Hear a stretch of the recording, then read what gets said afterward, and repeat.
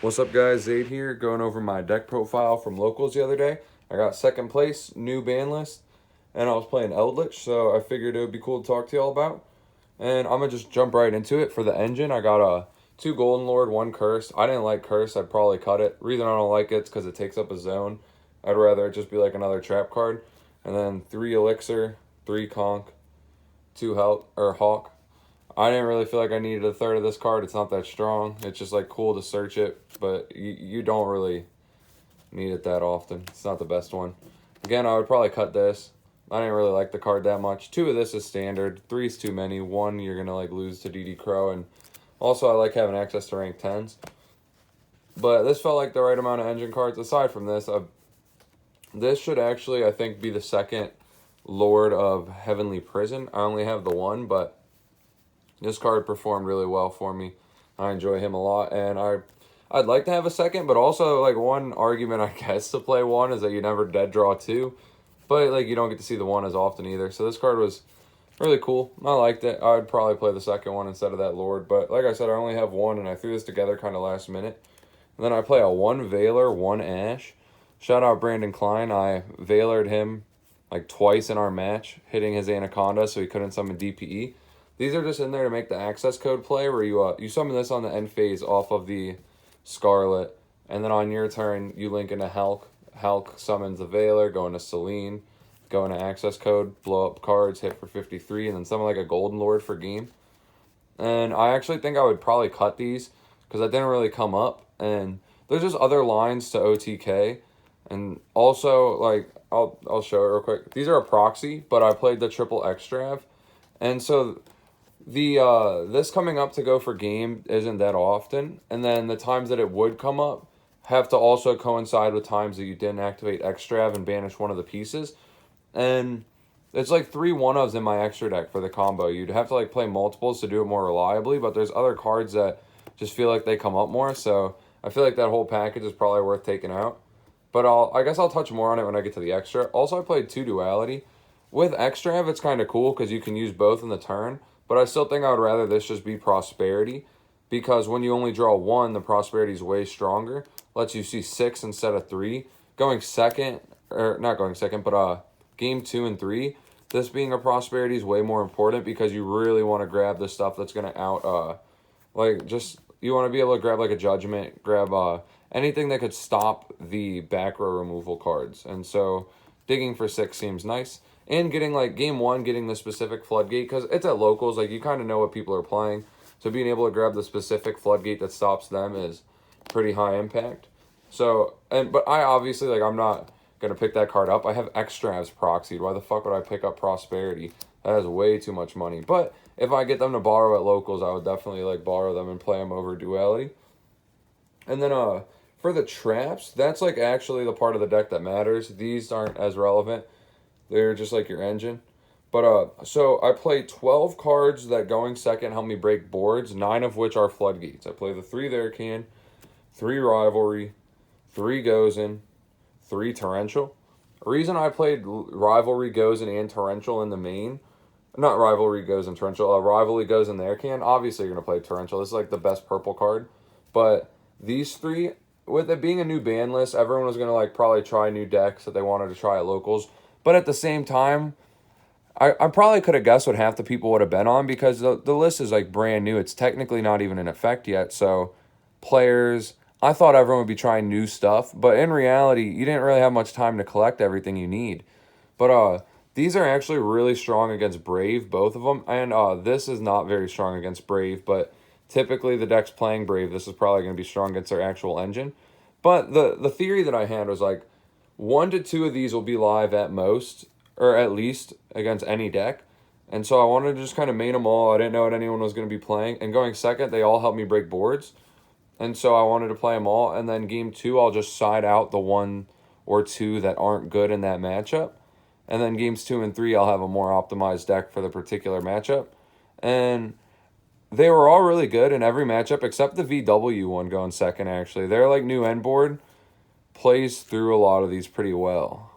You kind of need like Rivalry Strike to crack it. There needs to be a strike somewhere, it feels like, because they put up a lot of interactions plus the Chuchi Pop. Like, it felt like a lot, but it was only one match. Maybe it's actually not that big of a bad matchup, but I guess only time will tell. But so I play these 12 cards to like break boards, and then I play 9 traps that will negate something that would negate these when I'm going second, but that are also just like good going first. So 3 skill drain, 3 loss win, 3 strike. This could have been imperm, but I think this card seems way cooler. It's also cheaper if you're watching this and you don't want to spend money. Like, this card does kind of the same thing as imperm, except it also cuts attack in half, which came up once, and it can reset itself. So it's like 2 trap cards when you draw it. There's also like an argument to play a card like Dogmatic Punishment, but I just didn't. I don't know. Then I'd have to change my extra deck and get more cards that I didn't. This was kind of just built with what I had access to at the time. But all these cards were like fine. I actually really enjoyed them a lot. Skill Drain at 3 is kind of crazy. I don't really know why they put it to 3. I like it though, honestly. Like, not even as an Eldlich player, because this is the first time I've really played this deck in a long time. I like playing combo decks, but this feels like a fair Floodgate in the sense that it's like obviously not that fair, but there's a lot of ways that Engine can play around this, and the cards that don't actually out this can out this.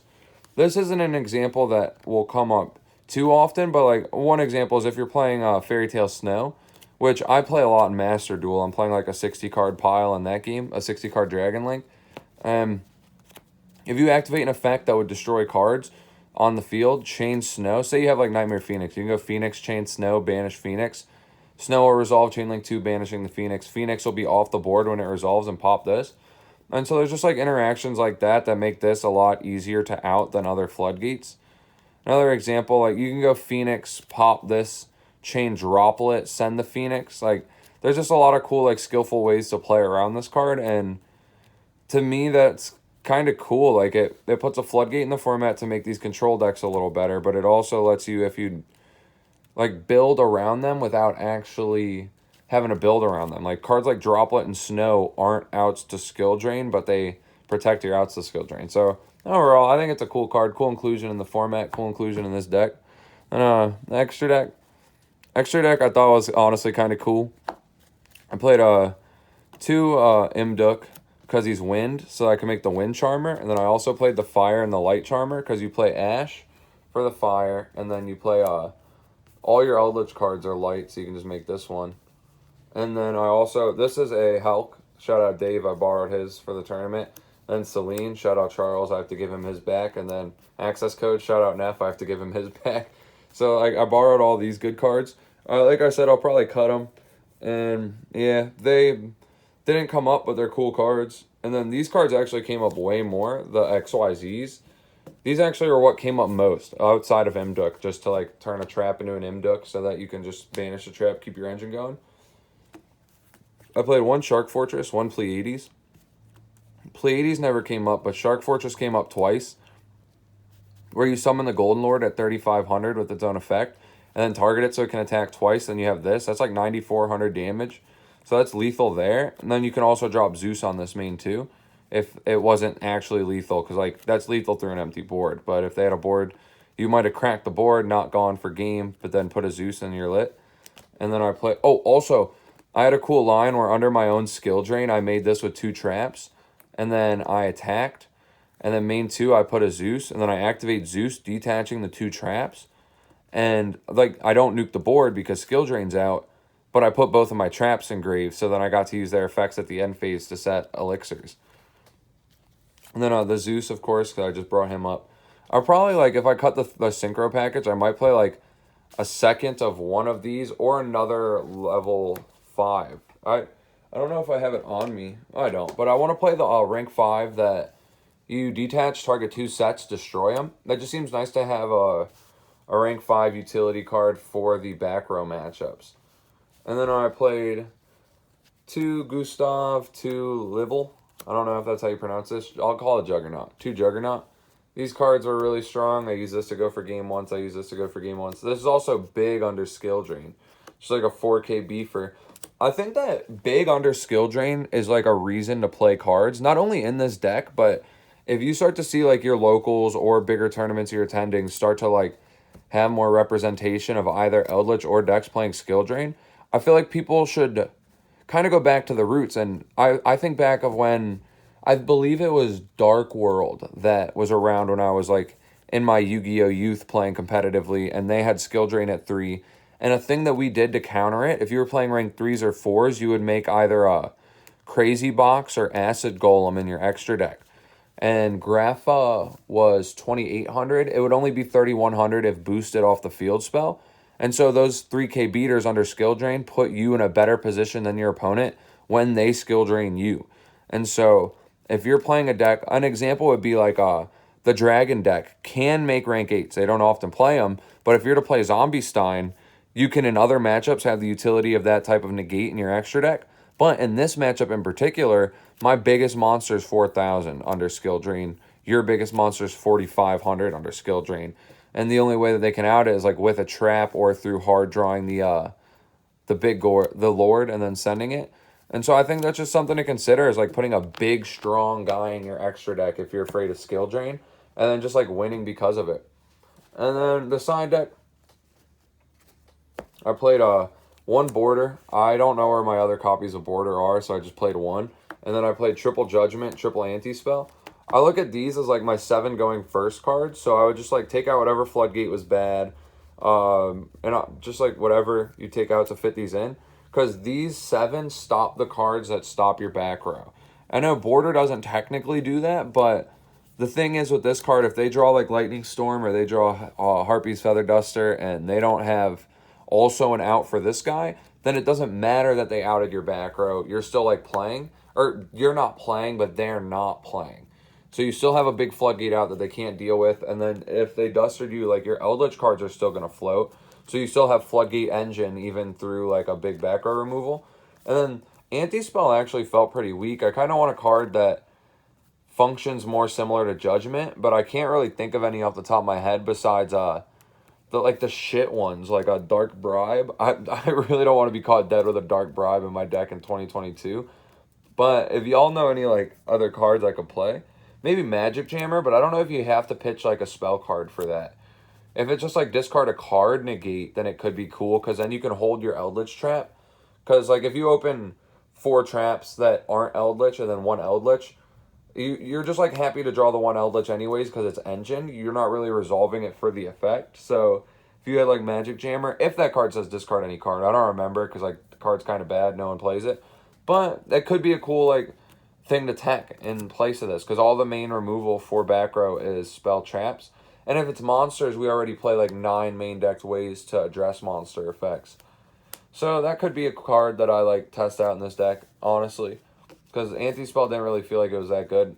It's like a Floodgate, quote-unquote, against decks, but in reality, you're playing a trap deck and you're not killing them on the next turn. So it's like a turn skip, but turn skips are really strong in decks where you kill them on the next turn because skipping the 1 turn meant they die. But in a deck where there's going to be 7 turns in the duel, now there's just like they have 6 instead of 7, and that doesn't feel as good as 0 instead of 1. So I feel like I don't like this card. Go ahead and roast me if you disagree. It's fine. I play for going second, 2 Lava Golem and 3 Needle Sealing. These going second just help you crack boards, so you take out whatever, typically, like, if only 1 Rivalry goes in or their can is dead in the matchup, you take the dead one out for the Needle Sealing, and you take out Dualities for the Lava Golem, and you just, like, use these to crack the board, and then set cards pass.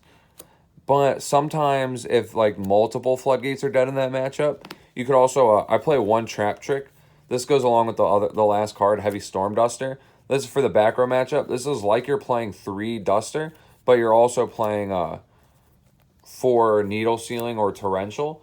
So if if only their can is live and Rivalry goes in are both dead, you just like take out both of the dead ones for this, and then you have 6 more board breakers still.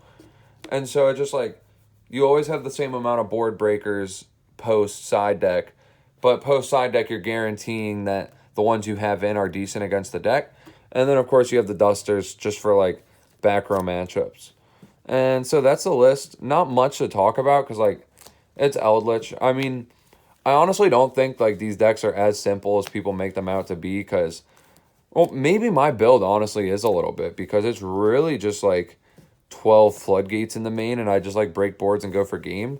But there definitely is like a type of skill to activating your traps at the right time. And if you just write off trap decks as being skillless beep boop helmet, then I feel like it limits you as a player to like actually sitting down with one and learning when you think it's best to use them and how you can best play around them. It's just, I don't know. I'm just rambling at this point. Deck's really cool. You're really cool for watching. I don't think I'm gonna play it again. I actually am trying to finish Lunalight Tri Brigade, and hopefully my next top in my locals will be with that deck. And so if you're watching this from my locals, I'm gonna post in the group tomorrow a list of cards I need. So make sure you're checking that out. And thank you all for watching.